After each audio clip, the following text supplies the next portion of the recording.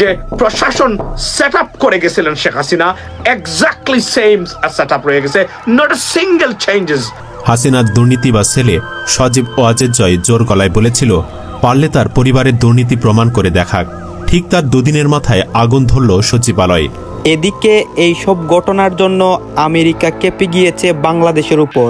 তারা শেখ হাসিনাকে দেশে আনবে এবং শেখ হাসিনার দ্বারা এইসব স্বাভাবিক করবে। এখন দুই দিক থেকেই চাপ দেওয়া হচ্ছে বাংলাদেশকে। ভারতের তরফ থেকে বাংলাদেশের ওপর চাপ সৃষ্টি করার জন্য অবশেষে ভারত একটি এমন পদক্ষেপ নিয়েছে যা এখনো পর্যন্ত সব থেকে বড় পদক্ষেপ হিসেবে ধরা হচ্ছে। না, শর্ট সার্কিট এটা করে না, এটা কোনো পরিকল্পনা আছে, এটা পরিকল্পিতভাবে কোনো আগুনটা লাগাই দিছে। এই আগুনে অনেক নথিপত্র পুড়ে গেল, কিন্তু একটি ঘটনা আরেকটি ঘটনাকে সন্দেহ তৈরি করে। গতকালই আমরা সংবাদপত্রে দেখেছি এই প্রথমবারের জন্য করলো মার্কিন যুক্তরাষ্ট্র। মার্কিন যুক্তরাষ্ট্র এবার হয়তো বুঝতে শুরু করলো এই ইউনিট সরকারকে বাংলাদেশের মসনদে বসানো তাদেরও হয়তো অন্যতম বড় স্ট্র্যাটেজিক্যাল মিস্টেক। শেখ হাসিনা সরাসরি আমেরিকার ষড়যন্ত্রের কথা আমাদের সকলের সামনে বলেছিলেন, আর এরপরেই ইউনিট সরকার জাতিসংঘে যান। আজকের এই বাংলাদেশের প্রেক্ষাপটে বাংলাদেশের যে অবস্থা বিরাজমান এবং বাংলাদেশের যে পরিস্থিতি চলছে, সেই পরিস্থিতিতে সারা বাংলাদেশ থেকে আমার কাছে ফোন আসছে, আমার কাছে মেসেজ পাঠাচ্ছে, ভাই আগেই ভালো ছিলাম, শেখ হাসিনাই আমাদের আসলে আস্থার জায়গা, শেখ হাসিনাই ভরসার জায়গা, শেখ হাসিনার কাছে, শেখ হাসিনার আমলে আমরা ভালো ছিলাম। Breaking news, breaking news, breaking news. দর্শক বন্ধুরা, এখন হবে অন্তর্বর্তীকালে সরকারের বিপরীতে ইন্টারন্যাশনাল খেলা। কি সেই ইন্টারন্যাশনাল খেলা? 12 ঘন্টার আলটিমেটাম দিলেন ডক্টর ইউনূসকে। 12 ঘন্টার ভিতরে এদেরকে পদত্যাগ করতে হবে, না হলে বারবার অনেক চাপের মুখে পড়ে বাংলাদেশকে নিয়ে অনেকে পরিকল্পনা করে, অনেকে কঠিন কঠিন ষড়যন্ত্র করে কিভাবে বাংলাদেশের ক্ষতি করা যায় এবং কিভাবে শেখ হাসিনাকে বাংলাদেশের ভিতরে ঢুকানো যায় এবং শেখ হাসিনাকে ক্ষমতা দেওয়া যায়। দর্শক শ্রোতা, আপনারা সম্পূর্ণ ভিডিও দেখবেন। দেশের মধ্যে যে এই অস্থিতিশীল কার্যকলাপগুলো হচ্ছে, আপনারা তো সবাই জানেন গত রাতেই সচিবালয়ে আগুন লেগেছে এবং এইটাকে নিয়েও অনেক তথ্য চড়াচ্ছে। অন্যদিকে আমরা কি শুনতে পাচ্ছি যে শেখ হাসিনাকে নাকি দেশে আনা হবে। দর্শক শ্রোতা, এইসব বিষয় নিয়ে অনেক পর্যালোচনা করে আমরা অনেক তথ্য পাই এবং অনেক ভিডিও পাই যে সচিবালয়ের আগুন নিয়ে, অন্যদিকে শেখ হাসিনাকে দেশে আনা নিয়ে। অবশেষে তারা কিন্তু সফল হয় এক প্রকার, আওয়ামী লীগ কর্মীরা এবং শেখ হাসিনাকে যারা যারা দেশে আনার প্ল্যান করেছিল তারা। সম্পূর্ণ ভিডিও দেখবেন, সকল তথ্যগুলোই আপনাদেরকে দেখাবো। ভিডিওটা কিছুটা লং হবে কিন্তু অনেক তথ্য জানতে পারবেন এই ভিডিওর মাধ্যমে। এই যে দেখুন একটা জায়গা, এই জায়গায় যদি আপনার আগুন লাগে, এটাকে তামাশা মনে করতেছেন? সিসিটিভি দেওয়া আছে, পুলিশ আছে, প্রশাসন আছে, সেই জায়গায় আপনারা এরকম আক্রান্ত করা, এটা শেখ হাসিনার পরিকল্পনায় হয়েছে, আওয়ামী লীগের পরিকল্পনায় হয়েছে, আর কিচ্ছু না। এগুলো আওয়ামী লীগের দোসরদের কাজ। কারণ তারা যখন দেখেছে বাংলাদেশে আন্দোলনে আর ওদের সাথে কেউ থাকবে না, তখন তারা সিদ্ধান্ত নিয়েছে চিন্ময়কে কেন্দ্র করে হিন্দুদেরকে উস্কে দেওয়ার জন্য তারা চেষ্টা করেছে। কানুনা কি নাম, কুমিল্লার একটা উপদে কি সাজছে এখন আপনার বাংলাদেশের কি বলে এটারে, মুক্তিযোদ্ধা সাজছে। এগুলাকে নিয়ে একটা নাটক করার, সিনেমা করার শুরু করেছে। আবার এই আগুন টাগুন দিয়ে ষড়যন্ত্র শুরু করেছে। অর্থ হচ্ছে তারা চায় যে কোনো মূল্যে ডক্টর ইউনূস বিতর্কিত হোক, ডক্টর ইউনূসের সরকার বিফল হোক এবং বাংলাদেশের জনগণের মধ্যে একটা বিভ্রান্ত তৈরি হোক। এজন্যই এই হাসিনার দুর্নীতি বা ছেলে সজীব ওয়াজেদ জয় জোর গলায় বলেছিল পারলে তার পরিবারের দুর্নীতি প্রমাণ করে দেখাক। ঠিক তার দুদিনের মাথায় আগুন ধরল সচিবালয়ে। সচিবালয়কে বলা হয় বাংলাদেশের হৃৎপিণ্ড, যেখানে ছিল হাসিনার সমস্ত অপকর্মের আমলনামা। আর সেই আমলনামা নষ্ট করতেই আগুন ধরিয়েছে আওয়ামী লীগ। সচিবালয়ে আগুন লাগানো হয়েছে, এটা কোনো দুর্ঘটনা নয়, কারণ 4 মাসে চোখে পড়ার মতো কোনো সংস্কার বা বিচার করা হয়নি, যেটা দেখে লীগ এবং তাদের দোসররা ভয় পাবে। গত ফ্যাসিস্ট সরকারের আমলে দুর্নীতির আতুরঘর হয়ে ওঠা এই সচিবালয় এখানেও শক্ত হাতে চোখে পড়ার মতো কোনো সংস্কার করা হয়নি। অন্যদিকে নিজেরা আগুন লাগিয়ে সমন্বয়ক হাসিবুলকে ফাঁসানোর চেষ্টা করছে হাসিনা। আওয়ামী লীগের দাবি মেট্রো রেল স্টেশনে আগুন দেওয়া হাসিবুলই সচিবালয় আগুন দিয়েছে, কেননা নিহত ফায়ার সার্ভিস কর্মীর আহত হবার স্থলের পাশেই সমন্বয়ক হাসিবুল ইসলামকে দেখা যায়। এজন্যই প্রশ্ন উঠছে, এই আগুন লাগানোর ঘটনার পেছনে কি আসলে সমন্বয়ক হাসিবুলের হাত রয়েছে, নাকি তাকে ফাঁসানোর চেষ্টা করছে হাসিনা? এ বিষয়ে বিস্তারিত থাকছে ভিডিওর বাকি অংশে। এছাড়াও প্রশ্ন উঠছে, এত প্রযুক্তি থাকার পরেও কেন আগুন নেভাতে অনেক বেশি সময় লাগলো? আগুন নেভাতে দেরি হবার পেছনেও কি আওয়ামী লীগের ষড়যন্ত্র রয়েছে? চলুন এসব বিষয়ে বিস্তারিত জেনে নেওয়া যাক। বিগত 16 বছরে আওয়ামী লীগের যারা চার্টার দল ছিল তাদের মধ্যে অন্যতম স্টেক হোল্ডার ছিল আমলা বা সরকারি কর্মকর্তাদের বৃহৎ একটা অংশ। এদের ওপর ভর দিয়ে হাসিনা এই দেশে তার ক্ষমতা কুক্ষিগত করেছিল। যখনই বিপ্লবীরা হাসিনার অপকর্ম, চুরি, লুটপাট, দুর্নীতির দিকে নজর দিয়েছে, সেগুলোর বিরুদ্ধে তদন্ত শুরু করেছে, তখনই সচিবালয়ে ঘাপটি মেরে থাকা হাসিনার দালালেরা বিভিন্ন অপকর্মের ফাইলগুলোকে আগুনে পুড়িয়ে দিল। রাষ্ট্র সংস্কার করতে হলে সবার আগে আমলাতন্ত্র ও প্রশাসনে যেসব চার্টার দল এখনও ঘাপটি মেরে লুকিয়ে আছে তাদের শেকড় থেকে উপড়ে ফেলতে হবে। সাবধান করার সময় আর নাই, এমনটাই দাবি সমন্বয়কদের। শুধু ধারণা নয়, এটা এক প্রকার নিশ্চিত যে আওয়ামীপন্থী আমলারাই তাদের অপকর্ম ঢাকতে এভাবে আগুন লাগিয়েছে। বিশেষ করে যেসব মন্ত্রণালয়ের উপদেষ্টারা বেশি সক্রিয় ছিল হাসিনার দুর্নীতির ফাঁস করার জন্য, সেই সব কক্ষগুলোকে টার্গেট করে পুড়িয়ে দেওয়া হয়েছে। অথচ ঘটনাকে ভিন্ন পথে পরিচালিত করতে ষড়যন্ত্র করেই যাচ্ছে আওয়ামী লীগ। এক ফেসবুক পোস্টে আওয়ামী লীগ লিখেছে, সচিবালয়ে আগুন নিভাতে যাওয়া একজন ফায়ার ফাইটার নিহত হয়েছেন। তার নাম সোহানুর রহমান নয়ন। ফায়ার সার্ভিসের ট্রাক চাপায় নিহত হয়েছেন বলা হচ্ছে, যদিও প্রকৃত সত্য জানা যায়নি। নয়ন সেই প্রথম সারির ফায়ার ফাইটারদের একজন, যারা সচিবালয়ে আগুন নেভাতে ঢুকেছিলেন। রহস্যজনকভাবে তার আহত হবার স্থলের পাশেই সমন্বয়ক হাসিবুল ইসলামকে দেখা যায়। হাসিবুল সেই সমন্বয়ক যিনি মেট্রো রেলে আগুন লাগিয়েছেন বলে একটি বেসরকারি টিভির টকশোতে জানিয়েছিলেন।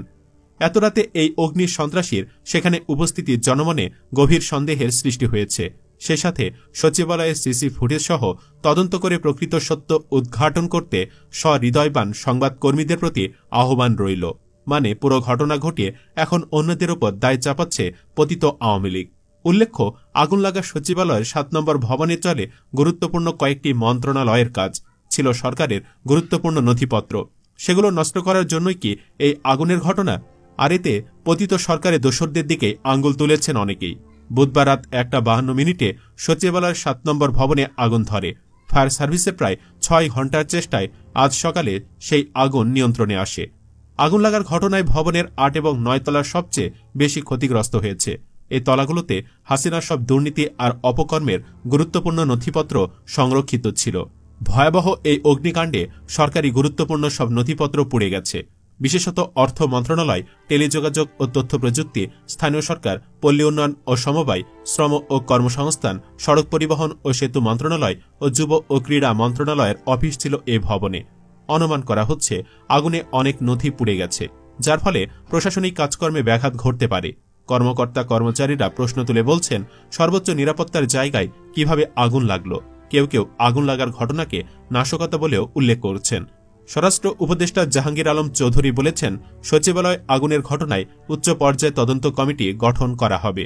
ফায়ার সার্ভিসের DG brigadier general Zahid Kamal press ব্রিফিংয়ে বলেছেন, আগুন লাগার প্রাথমিক কারণ এখনও আমরা বের করতে পারিনি, তবে দ্রুতই তদন্ত শুরু করবেন বলে জানা যায়।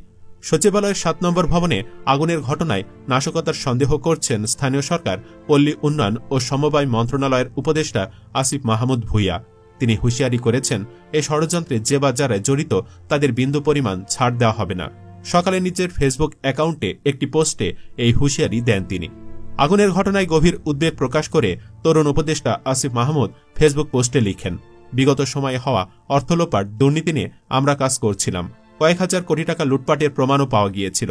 আগুনে কি পরিমাণ ক্ষতি হয়েছে এখনও জানা যায়নি। আমাদেরকে ব্যর্থ করার এই ষড়যন্ত্রে যে বা যারাই জড়িত থাকবে তাদের বিন্দু পরিমাণ ছাড় দেওয়া হবে না।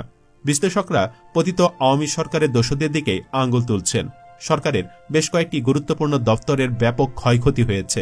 বিগত সরকারের আমলে যেখানে প্রয়োজন মনে করেছেন সেখানে আগুন ধরিয়ে দিয়ে কাহিনী ধামাচাপা দেওয়ার অনুশীলন আওয়ামী লীগের জন্য নতুন কিছু নয়, এমনটাই মনে করছেন বিশ্লেষকরা। হাসিনাকে ফেরত পেতে সম্প্রতি নয়াদিল্লিকে চিঠি দিয়েছে ঢাকা। তাছাড়া হাসিনার আমলের হাজার হাজার কোটি টাকা লুটপাটের তদন্ত করছে সরকার। পুড়ে যাওয়া মন্ত্রণালয়গুলো খেয়াল করলে বোঝা যায় আলামত ধ্বংসের জন্য এই আগুন দেওয়া হতে পারে বলে ধারণা করছেন অনেকে। এদিকে প্রশাসনের প্রাণকেন্দ্র সচিবালয় আগুনে পুড়েছে 6 ঘণ্টার বেশি সময় ধরে। মধ্যরাতে লাগা আগুন নিয়ন্ত্রণে এসেছে সকালে। এ নিয়ে বিভিন্ন মহলে প্রশ্ন উঠেছে, আগুন নেভাতে এত সময় কেন লাগলো? নেটিজেনরা প্রশ্ন তুলছেন, সচিবালয়ের মতো একটা গুরুত্বপূর্ণ জায়গাতে আগুনের ঘটনা কিভাবে, আর সেই আগুন নিয়ন্ত্রণ করতে 6 ঘণ্টা সময় লাগে? কেউ আবার আগুনের পেছনে ষড়যন্ত্র দেখছেন, বলছেন এই দেশ নিয়ে এত ষড়যন্ত্র কেন? কেউ বলছেন এত সুযোগ সুবিধা থাকা সত্ত্বেও আগুন নেভাতে কেন এত সময় লাগলো? এই আগুন পরিকল্পিত কিনা তা নিয়েও প্রশ্ন তোলেন কেউ কেউ। সাবেক প্রধানমন্ত্রী শেখ হাসিনার পতনের পরে অনেক সময় গড়িয়ে যাচ্ছে। 5 মাস হতে চলল অন্তর্বর্তীকালীন সরকার রাষ্ট্র পরিচালনা করছে। শেখ হাসিনা যখন পতন ঘটলো তখন আমি আমার এই চ্যানেলটিতে জরিপ দিয়েছিলাম। সেই চ্যানেলে শেখ হাসিনার পক্ষে মানুষ ছিল বা আওয়ামী লীগের পক্ষে মানুষের সমর্থন ছিল মাত্র 5%। হ্যাঁ, মাত্র 5% মানুষ তখন শেখ হাসিনা এবং আওয়ামী লীগের পক্ষে ছিলেন। কিন্তু সময় যত গড়াচ্ছে, দিন যত যাচ্ছে, ততই খুব অদ্ভুত রকম ভাবে শেখ হাসিনা যেন আরো শক্তিশালী ভাবে মানুষের মনে জায়গা করে নিচ্ছেন।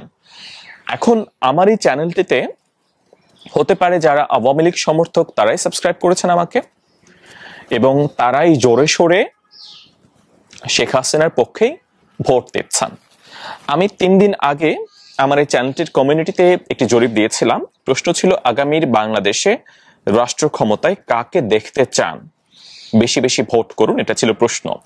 আমার প্রথম অপশন ছিল তারেক রহমান, বিএনপির ভারপ্রাপ্ত চেয়ারম্যান তারেক রহমান, যিনি বাংলাদেশের অদূর ভবিষ্যতে প্রধানমন্ত্রী হতে যাচ্ছেন, এবং চারপাশে সেটাই আমরা দেখতে পাচ্ছি, শুনতে পাচ্ছি। এবং বিএনপি এই ব্যাপারে অনেক বেশি পরিমাণে কনফিডেন্ট, এবং তারেক রহমানের বিরুদ্ধে একের পর এক মামলা খালাস হয়ে যাচ্ছে, তিনি মুক্তি পাচ্ছেন, এবং মামলা থেকে তিনি মুক্ত হচ্ছেন। তিনি যে কোনো সময় হয়তো তিনি বাংলাদেশে ফিরতে পারেন, এবং আগামী যে নির্বাচন অনুষ্ঠান হতে যাচ্ছে সেই নির্বাচনের মাধ্যমে বিএনপি ক্ষমতা গ্রহণ করলে হয়তো তারেক রহমানই বাংলাদেশের প্রধানমন্ত্রী হতে যাচ্ছেন। তাই তারেক রহমানের নাম এখানে থাকবেই। আরেকটি নাম ছিল শেখ হাসিনা, যিনি গত 5 আগস্ট বাংলাদেশে প্রথমবারের মতো এমন একটি গণ অভ্যুত্থান ঘটলো যেখানে ক্ষমতা ছেড়ে দেশ ছেড়ে দেশের বাইরে চলে যেতে হয়েছে, পালিয়ে যেতে হয়েছে। এই পালিয়ে যাওয়া শব্দটা বললে অনেকে আমার প্রতি নাখোশ হন, কিন্তু শেখ হাসিনা যেভাবে চলে গেছেন, তার জনগণকে ছেড়ে, নেতা কর্মীদেরকে ছেড়ে চলে যাওয়া হোক, তাকে পাঠিয়ে দেওয়া হোক, তাকে পালিয়ে যাওয়া হোক, তিনি এই মুহূর্তে বাংলাদেশে তিনি অনুপস্থিত 5 আগস্ট থেকে। তো তার নামটা খুব স্বাভাবিকভাবে থাকবে তার অবস্থান কি রকম সেটা জানার জন্য। আরেকটা আমার অপশন ছিল ডক্টর মোহাম্মদ ইউনূস সাহেব, যিনি বর্তমানে অন্তর্বর্তীকালীন সরকারের প্রধান, এবং তিনি আমাদের সবার পছন্দের, বাংলাদেশের একটা গৌরব। তিনি ডক্টর মোহাম্মদ ইউনূস সাহেব, যিনি নোবেল বিজয়ী, এবং বাংলাদেশে ধরেন অনেক প্রধানমন্ত্রী ছিল, নারী প্রধানমন্ত্রী খালেদা জিয়া আছে, তুলনা করলে শেখ হাসিনা আছে, তাই না? তো এর আগেও প্রধানমন্ত্রী, রাষ্ট্রপ্রধান অনেক ছিল, কিন্তু আমাদের একজন মানুষ একজনই রয়েছেন, ডক্টর মোহাম্মদ ইউনূস আমাদের একজন, কারণ আমাদের আর কেউ নোবেল পায়নি। হ্যাঁ, পরবর্তীতে হয়তো অনেকেই নোবেল পাবেন পরবর্তী বাংলাদেশে, তখন ডক্টর মোহাম্মদ ইউনূস সাহেব একজন থাকবে না, 2 জন হবেন, কিন্তু ডক্টর মোহাম্মদ ইউনূস সাহেব প্রথম থাকবেন, আমাদের সবার পছন্দের। এবং 5ই আগস্ট ক্ষমতা গ্রহণের পরে যার প্রতি ছাত্র জনতা, সাধারণ মানুষের ব্যাপক পরিমাণ আগ্রহ, ভালোবাসা সবকিছু ছিল আমাদের ডক্টর মোহাম্মদ ইউনূস সাহেব। এই 3টা রেখেছি আমি, 3 জনকে রেখেছি আমি অপশন হিসেবে। প্রথমে তারেক রহমান, দ্বিতীয় শেখ হাসিনা, তৃতীয় ডক্টর ইউনূস।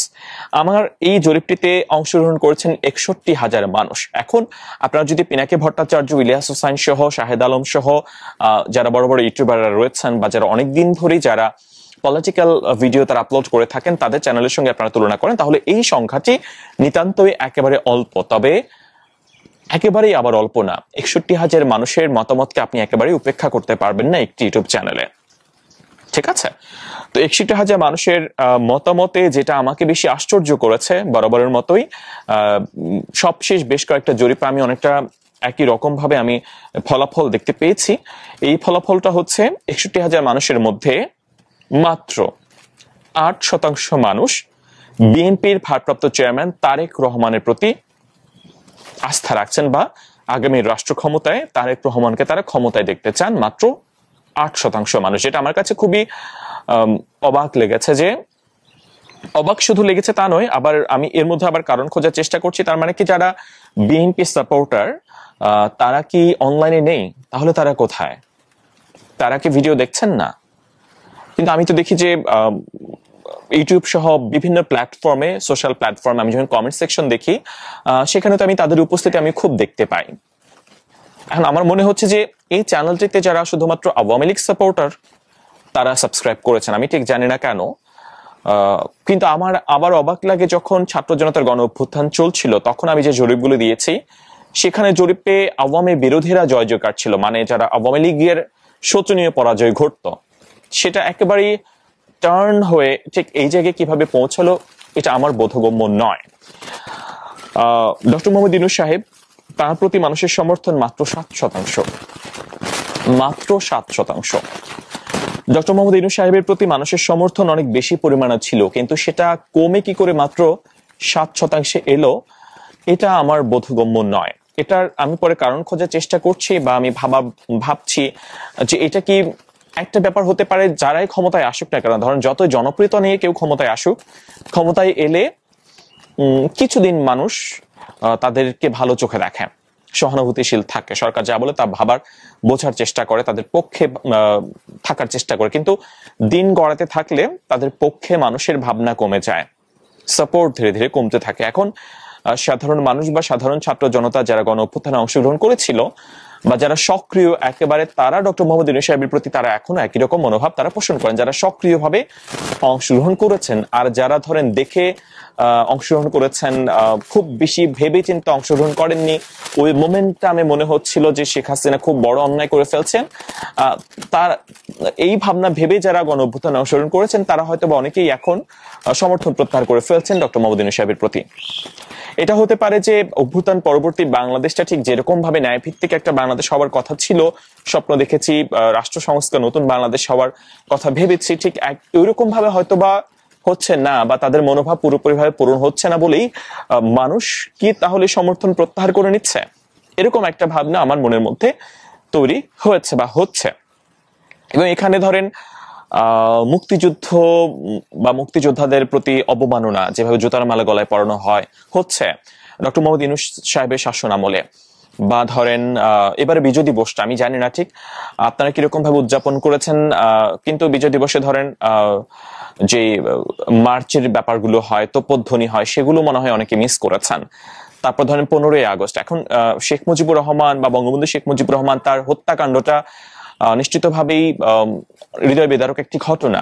বাংলাদেশ সৃষ্টির পেছনে শেখ মুজিবুর রহমান বা বঙ্গবন্ধুর অবদান আপনি অস্বীকার করতে পারবেন না। আপনি হতে পারেন, আপনি শেখ মুজিবুর রহমানের হেটার হতে পারেন, আপনি আওয়ামী লীগকে দেখতে পারেন না, হতে পারেন আওয়ামী লীগ আপনি অপছন্দ হতে পারে, কিন্তু ধরেন একজন আওয়ামী লীগের সাপোর্টার, ধরেন জিয়াউর রহমানের মৃত্যু বার্ষিকীতে নিশ্চয়ই সে জিয়াউর রহমানের মাজারের ওখানে গিয়ে যতই বিরোধী কথা বলুক না কেন, যেমন বেগম খালেদা জিয়ার বিরোধী কথা তো শেখ হাসিনা বলতো, জিয়াউর রহমান বিরোধী কথা শেখ হাসিনা বলতো, আবার এটাও বলতো যে জিয়ার মাজারে জিয়ার লাশ আছে কিনা সেটা নিয়েও কথা বলতো। কিন্তু আপনি কি দেখেছেন ধরেন আওয়ামী লীগের 15 বছরের শাসন আমলে জিয়াউর রহমানের মৃত্যু বার্ষিকীতে কেউ জিয়ার রহমানের মাজারে গিয়ে কেউ লুঙ্গি ডান্স দিয়েছে বা দেখেছেন? কেউ দেখেনি। কিন্তু তো এগুলা কিন্তু এতটা অশোভন অবস্থায় পৌঁছায়নি বাংলাদেশের রাজনীতি, যেটা 5ই আগস্টের পরে আমরা দেখতে পেলাম যে 15ই আগস্ট ঠিক আছে, আপনি 15ই আগস্ট আপনি বঙ্গবন্ধু স্মৃতি জাদুঘরে আওয়ামী লীগের লোকজনকে যেতে দেওয়া হবে না, সেটা পরের ইস্যু, সেটা একটা হতে পারে, তর্কের খাতিরে সেটা আমরা মেনে নিলাম। কিন্তু তাই বলে সেখানে লুঙ্গি ডান্স দেওয়া হবে, সেটা কি মানুষ মেনে নিয়েছে? ধরেন যারা মুক্তিযোদ্ধা পরিবারের সন্তান, যারা যতই চেতনাকে ব্যবসা বলা হোক না কেন বা 71-এর চেতনাকে যতই আওয়ামী লীগ যতই এটাকে গালিতে পরিণত করুক না কেন, মুক্তিযুদ্ধকে আওয়ামী লীগ যতই ব্যবসাতে পরিণত করুক না কেন, কিন্তু মুক্তিযোদ্ধাদের বা মুক্তিযুদ্ধের তো প্রাণ ভ্রমর একজন ছিলেন শেখ মুজিবুর রহমান। তার শাসনামল নিয়ে আপনি যতই সমালোচনা করুন না কেন এবং তার দল আওয়ামী লীগের আপনি যতই সমালোচনা করুন না কেন, আপনি তো আওয়ামী লীগের মুক্তিযুদ্ধের অবদান আপনি ভুলে যেতে পারেন না। আওয়ামী লীগের আপনি যেমন সমালোচনা করবেন তার কুকর্মের জন্য, আওয়ামী লীগ যা যা করেছে সেটা তো আপনি অস্বীকার করবেন না। যেমন আওয়ামী লীগ তো তার শাসন আমলে ধরেন পদ্মা সেতু করেছে, এখন আপনি কি পদ্মা সেতু অস্বীকার করবেন? দুর্নীতির অভিযোগ রয়েছে, দুর্নীতি হলেও তো পদ্মা সেতু করেছে। অনেকে বলছেন যে অনেক পদ্মা সেতু সেই টাকা দিয়ে করা সম্ভব। হ্যাঁ সম্ভব, নিশ্চয়ই ভবিষ্যতে হবে, কিন্তু এটা তো হয়েছে, এই যে হওয়াটা তো আপনি অস্বীকার করতে পারবেন না। ধর মেট্রো রেলে দুর্নীতি হলো, দুর্নীতি হওয়ার পরে তো মেট্রো রেল শেখ হাসিনার আমলেই হয়েছে, সেটাকে আপনি অস্বীকার করতে পারবেন? তো শেখ হাসিনার আমলে তো অনেক মানে অর্জনের ঘটনাও রয়েছে, অনেক তার বিরুদ্ধে ভোটাধিকার কেড়ে নেওয়া, মানুষের নির্বাচন ব্যবস্থা কলুষিত করা, ভিন্ন মত দমন পীড়ন করা, অনেক কিছু রয়েছে। সেটা নিয়ে আপনি যেমন সমালোচনা করবেন ঠিক একই রকম ভাবে তো আপনাকে স্বীকার করতে হবে যে হ্যাঁ পদ্মা সেতু করেছে, দুর্নীতি করলেও তো করেছে, মেট্রো রেলও দুর্নীতি করলেও করেছে, বা এক্সপ্রেসওয়ে, বা বাংলাদেশের অন্যতম একটি বড় সমস্যা সীমান্ত সমস্যা, স্থল সীমান্ত চুক্তি, সেটি ভারতের সঙ্গে শেখ হাসিনাই তো এটা সমাধান করেছে। যদিও শেখ হাসিনার বিরুদ্ধে অভিযোগ যে ভারত ঘেঁষে অভিযোগ, ভারতের প্রভু মানার অভিযোগ শেখ হাসিনার বিরুদ্ধে, কিন্তু শেখ হাসিনাই তো করেছে, তো এটা তো আপনি অস্বীকার করতে পারবেন না। তো আওয়ামী লীগের, আমি শেখ হাসিনার কথা বাদ দিই, এটা তো আওয়ামী লীগ করেছে, আওয়ামী লীগের অবদান তো এটা, তাই না? তো এখন তাদের সমালোচনা করেন, কিন্তু আপনি তো ধরেন এখন শেখ হাসিনা মারা গেল, আপনি তার কবরের রূপে আপনি নৃত্য করবেন, এটা কি কেউ সাপোর্ট করবে? বা মুক্তিযোদ্ধা একজন, যেমন মুক্তিযোদ্ধার কথা বললাম আমি, তার গলায় জুতার মালা পরানো হলো, তিনি মুক্তিযোদ্ধা না হলেও আপনি কাউকে জুতার মালা পরাতে পারেন? কোন আইনে, বাংলাদেশে কোন আইনে রয়েছে জুতার মালা পরাবেন? আপনি সারা গ্রাম আপনি ঘোরাবেন, সে যদি অন্যায় করে থাকে, খুন করে থাকে, মুক্তিযোদ্ধা হোক, যাই হোক না কেন, বিচারের আওতায় আনেন, আইনে যা বলে তাই করেন। একটি ন্যায়ভিত্তিক সমাজের জন্য, নতুন রাষ্ট্রের জন্য, সংস্কারের জন্য তো আপনাকে সবকিছুতে আপনার হাত দিতে হবে। এগুলো যদি চলতে থাকে তো সমর্থন কমতে থাকবে, এবং সাধারণ মানুষ সবাই কিন্তু যারা হয়তো বা আওয়ামী বিরোধী, যারা হয়তো বিএনপি সাপোর্টার, জামাতের সাপোর্টার, তাদের কাছে এটা ভালো লাগতে পারে, কিন্তু বিএনপির কাছেও কিন্তু মুক্তিযোদ্ধাকে অপমান সেটা ভালো লাগেনি। আমরা দেখেছি মিছিল করেছে বিএনপির পক্ষ থেকেও। তো এরকম অনেকেই রয়েছে যারা শেখ মুজিবুর রহমানের প্রতি এই আচরণগুলো তারা পছন্দ করেনি, হয়তো এই কারণে সমর্থন কমতে পারে। আর শেখ হাসিনার প্রতি সমর্থন 85% মানুষে, তারা ভাবছেন যে শেখ হাসিনাকেই তারা আগামী বাংলাদেশের রাষ্ট্র ক্ষমতায় দেখতে চান। তো আমি কমেন্টগুলো পড়তে চাই না, 1900 মন্তব্য এসেছে, এর আগে আমি মন্তব্য পড়তাম, মন্তব্য পড়লে ভিডিও আসলে অনেক বড় হয়ে যায়। এই সচিবালয়ের 7 নম্বর বিল্ডিং এ আগুন লেগে পুরো ভস্মীভূত হয়ে গেছে। এখন আগুন লাগলো কি করে সে তো এখন কেউ বলতে পারছে না, তার এখন তদন্ত হবে, যদিও এই তদন্তের রিপোর্ট কোনদিন বেরোবে বলে আমার কোনো আশা ভরসা হয় না, কারণ এই আগুন যারা লাগিয়েছে তারা বিশেষ উদ্দেশ্যেই লাগিয়েছে। বিশেষ উদ্দেশ্য না থাকলে এইভাবে সচিবালয়ে আগুন লাগে না।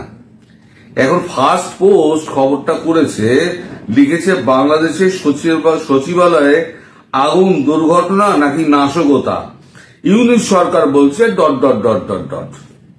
তার মানে বুঝে নাও। বৃহস্পতিবার বাংলাদেশ সচিবালয়ে যে অগ্নিকাণ্ডের ঘটনা ঘটেছে তা ষড়যন্ত্রের অংশ নাকি নাশকতা একটি কাজ তা নির্ধারণ করতে হবে খুব তাড়াতাড়ি, বলছে ইউনিসের নেতৃত্বাধীন অন্তর্বর্তী সরকার। বৃহস্পতিবার 26 ডিসেম্বর ভোরে ঢাকার বাংলাদেশের সচিবালয়ে 7 নম্বর ভবনে ভয়াবহ অগ্নিকাণ্ডের ঘটনা ঘটে। 6 ঘন্টার বেশি সময় লেগেছে আগুন নিয়ন্ত্রণে আনতে।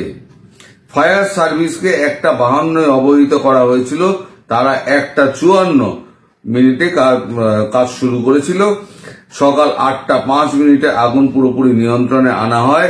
বাংলাদেশের স্বরাষ্ট্র বিষয়ক উপদেষ্টা লেফটেন্যান্ট জেনারেল অবসরপ্রাপ্ত মোহাম্মদ জাহাঙ্গীর আলম চৌধুরী আরো জানান, বৃহস্পতিবার বেলা 1:30 নাগাদ ওই ভবন 5ম তলায় আগুনের সূত্রপাত হয়। বেলা 1:30টায় আগুনের সূত্রপাত হয়েছে, আর রাত্রিবেলা ফায়ার সার্ভিসের খবর দেওয়া হয়েছে 1:52। খুব ভালো কথা। আগুনের সূত্রপাত হয়, উপরে অন্য মেঝেতে ছড়িয়ে পড়ে তার আগে। তাহলে সকালবেলা যে 1টা নাগাদ যখন লেগেছিল আগুনটা, সেটা নেভানোর জন্য 1:52 ফায়ার সার্ভিসকে ডাকতে হলো কি করে? যাই হোক, এইখানে বড় প্রশ্ন। দ্বিতীয় এটা হচ্ছে, গঠন করা হয়েছে উচ্চ ক্ষমতা সম্পন্ন তদন্ত কমিটি। এই তো একটা ফার্স্ট আর কি, তদন্ত কমিটি। যাই হোক, খবর যেটা বেরিয়ে সেটা তো পড়তে হবে। অগ্নিকাণ্ডের ঘটনাস্থল পরিদর্শনকালে সাংবাদিকদের উদ্দেশ্যে জাহাঙ্গীর বলেন, বাংলাদেশ সচিবালয়ের 7 নম্বর ভবনে অগ্নিকাণ্ডের ঘটনাটি ষড়যন্ত্র নাকি নাশকতার অংশ ছিল তা নির্ধারণ করা খুব তাড়াতাড়ি করা হবে আর কি। তিনি আরো বলেন, পুঙ্খানুপুঙ্খ তদন্তের পরই আগুন লাগার কারণ নিশ্চিত করা যাবে। জাহাঙ্গীর আরো বলেন, ঘটনার তদন্তে উচ্চ ক্ষমতা সম্পন্ন তদন্ত কমিটি গঠনের নির্দেশ দেওয়া হয়েছে। সচিবালয়ে অগ্নিকাণ্ডের বার্তা পাওয়ার পরপরই ঘটনাস্থলে প্রায় 8টি দমকলের টেন্ডার পাঠানো হয়। আরো ইউনিট পরে তাদের সঙ্গে যোগ দেয় এবং সব মিলিয়ে মোট 19টি অগ্নি নির্বাপক গাড়ি আগুন নেভাতে মোতায়েন করা হয়েছিল। 19টা গাড়ি আগুন নেভাতে গিয়ে একেবারে সকাল 8:30 অব্দি বাজিয়ে দিয়েছিল। তাহলে আগুন লাগলো কটায়? 1টায় লাগলো। রাত্রিবেলা 1:52 খবর গেল ফায়ার সার্ভিসের কাছে। ফায়ার সার্ভিস একেবারে রেডি ছিল, তারা 1:54 2 মিনিটের মধ্যে পৌঁছে গেল। পৌঁছে গিয়ে সারা রাত্রি ধরে যুদ্ধ করে তারা আগুনটা নেভাতে পারলো। যখন নিভলো তখন সকালবেলা 8:30, তখন সব পুড়ে ভস্মীভূত হয়ে গেছে। তবে দুঃখজনক ঘটনা একটা ঘটেছে। আগুন নেভাতে গিয়ে সোহানুজ্জামান নয়ন বলে এক ফায়ার ফাইটার রাস্তা পার হওয়ার সময় ট্রাকের তলায় চাপা পড়ে মারা যান। এটা খুব একটা নির্মম ঘটনা। তার আত্মার প্রতি আমি শ্রদ্ধা জানাই এবং তার আত্মার শান্তি কামনা করি। কিন্তু বাকি যে ঘটনাটা ঘটেছে সেই ঘটনা কিন্তু খুব রহস্যজনক এই কারণে যে এখানে না দুটো আপনার ছাত্র সমন্বয়ক, তাদের দুটো মন্ত্রণালয় ছিল। এই ছাত্র সমন্বয়ক যারা আসিফ মাহমুদের অর্থ মন্ত্রণালয়, স্থানীয় সরকার মন্ত্রণালয়, ছাত্র সমন্বয়ক নাহিদ ইসলামের ডাক এবং যোগাযোগ মন্ত্রণালয়, তথ্য মন্ত্রণালয়, এছাড়া সেতু মন্ত্রণালয় এই ভবনের আন্ডারে ছিল। এখন মজার কথা হচ্ছে আওয়ামী লীগ তাকে খুঁজে পাওয়া যায় না, বেরোলেই মার খায়, অর্ধেক তো মেরে পানা পুকুরে নইলে জঙ্গলে বনে কলাবনে ফেলে রেখে দিয়েছে, বাকিরা ভয়ের চোটে পালিয়ে গেছে। শেখ হাসিনা পড়ে রয়েছেন ভারতে। এইবারেতে ওই সচিবালয়ে অগ্নিকাণ্ডের ঘটনা ঘটিয়েছে নাকি আওয়ামী লীগ। আওয়ামী লীগের যারা সচিবালয়ে যারা সচিব তারা নাকি এই ঘটনা ঘটিয়ে তারা নাকি সমস্ত নাশকতার কাজ করেছে। বলিহারি বুদ্ধি, মানে অপকর্ম যেগুলো করেছে। এবার তো বুঝতে পারছে যে আমাদের পালাবার সময় হয়ে গেছে। এইবার পালাবার আগে তাহলে সবকিছু তো ধ্বংস করে দিয়ে যেতে হবে। আর সমস্ত তদন্ত চাপা দেওয়ার এবং প্রমাণাদি নষ্ট করার একটা উৎকৃষ্ট উপায় হচ্ছে সেখানে আগুনটি লাগিয়ে দাও। না রায়গা বাঁশ না বাজিয়ে বাঁশেরই। তদন্ত করবে কোথায়? ফরেন্সিকও তো কিছু খুঁজে পাবে না, কারণ সব তো জ্বলে পুড়ে খাক হয়ে গিয়েছে। আর কাগজপত্র বলতে তো সমস্ত ফাইল, তাই একদম টেবিল চেয়ার আলমারিও শুদ্ধ যদি জ্বলে যায় তাহলে কাগজপত্র আর কি থাকবে। ফলে যে সমস্ত কুকর্মগুলো হয়েছিল সেই সমস্ত কুকর্মগুলো ঢাকা দেওয়ার জন্যই এই আগুনটি এরা নিজেরাই লাগিয়ে দিয়ে এবার টিভিতে বড় বড় বক্তৃতা ঝাড়ছে। এই বক্তৃতাটা আপনারা শুনুন। ছাদের উপরে কিছু জায়গায় শুধু ধোঁয়া উঠতেছিল, তখন আমরা ফায়ার সার্ভিসের যে ইউনিট গুলো ছিল আমরা তাদের আমি তাদের অনুরোধ করছি যে ভাই আপনারা যে সকল জায়গায় ধোঁয়া উঠতেছে আপনারা যান, যে সে সকল জায়গায় পানি দিয়ে আগুনটা নিয়ন্ত্রণ নিয়ে আসার একটু চেষ্টা করেন। কিন্তু আমরা দেখছি যে ফায়ার সার্ভিস ইউনিটের একদম গাফলিতে তাদের, যে তারা ওখানে পানি দেওয়ার কোনো তৎপরতা নাই। যে একটা জায়গায় আগুন লাগলে যে প্রশাসনের যারা দায়িত্ব থাকে বা ফায়ার সার্ভিসে যারা থাকে, যে আগুন দেওয়ার আগুন নিবানোর যে একটা তৎপরতা, যে একটা কার্যক্রম, এটা আমরা ফায়ার সার্ভিসের ভিতরে আমরা দেখতে পাই নাই। এবং ফায়ার সার্ভিস 13টা ইউনিট আমার বলার পরে 13টা ইউনিট নিয়ে আসছে, কিন্তু সেই 13টা ইউনিট অনেকের ইউনিটে পানি নাই। আপনারা দেখেন যেখানে আগুন লাগে আগুন জ্বলতেছে সেখানে পানি দেয় না, যেখানে আগুন জ্বলে না সেখানে পানি দেয়। আরো একটা কথা বলি, এই সচিবালয় কিন্তু বাংলাদেশের হৃৎপিণ্ড। আজকে এই হৃৎপিণ্ডে যে আগুনটা লেগেছে এই আগুনটা কিন্তু স্বাভাবিক কোনো আগুন না আমরা মনে করছি, কারণ কারেন্টের যদি আগুনটা লেগে থাকে তাহলে একটা জায়গায় লেগে থাকবে, কিন্তু আগুনটা লেগেছে প্রত্যেকটা স্পটের জায়গায় ছাদের এই কোনো একটা জায়গায়, এই কোনো মাঝখানে আগুনটা যারা লাগিয়েছে খুব পরিকল্পিত ভাবে লাগিয়েছে। এবং সচিবালয়ে যত ডকুমেন্টস রয়েছে, কাগজপত্র রয়েছে, নথিপত্র রয়েছে, সবগুলো আগুনটা পুড়িয়ে দেওয়ার জন্য এই পরিকল্পনা। আমরা মনে করছি আওয়ামী লীগের দোষের আমলে যে সকল সচিব নিয়োগ হয়েছে এবং যে সকল সচিব, তাহলে এ হলো গিয়ে একজন ছাত্র। ওই রাত্রিবেলা যে যখন এ হচ্ছে মানে আগুন জ্বলছে তখন একদম বিবৃতি দেওয়ার আরো দু চারটা আছে। এখন দিলে ভিডিও বেকার লম্বা হয়ে যাবে, তারপরে তো ও সমস্ত দিয়ে লাভ নেই। মানে বক্তব্য একই, আওয়ামী লীগ এবং এই আওয়ামী লীগ আমলে যে সমস্ত সচিব যারা ছিল তারা নাকি প্ল্যান করে, ওই বয়স্ক মানুষগুলো প্ল্যান করে আগুন লাগিয়ে দিয়ে তারা নাকি সমস্ত পুড়িয়ে দিয়ে তারা নাকি চলে গেছে। আচ্ছা, একদিন পোড়ালো না, যখন তোমরা ক্ষমতা দখল করলে তখন থেকে পোড়ালো না, 5 মাস পরে তাদের মনে হলো যে এবার পোড়াতে হবে। এটা কেমন কথা ভাই? এটা বাস্তবের সঙ্গে যুক্তির তো মিলছে না। বাস্তব একরকম কথা বলছে আর যুক্তি একরকম কথা বলছে। যুক্তি বলছে কি, তোমাদের অপকর্ম, যে 5 মাস ধরে তোমরা অপকর্মগুলো করেছো, সেই অপকর্মগুলো ঢাকার জন্য তোমরাই এটা করেছো। আর বাস্তব হচ্ছে, যদি ওরাই যদি আওয়ামী লীগের সচিবরাই করে থাকতেন, তাহলে পরে যে সময় আর তোমরা ক্ষমতা দখল করেছিলে, দখল বলবো, যে সময় তোমরা ক্ষমতা দখল করেছিলে সেই সময়তে উৎকৃষ্ট সময় ছিল ওই গন্ডগোলের সময় আওয়ামী লীগের সচিবরা আগুনটা লাগিয়ে দিতেন। তারা তো করেননি, কারণ তারা তো সচিব, তারা তো মন্ত্রণালয়ের সচিব, তাদের কাছে যে ফাইল আসে সেই ফাইল অনুযায়ী তারা কাজকর্ম করে। তাদের তো পকেটে 2 পয়সা আসে না।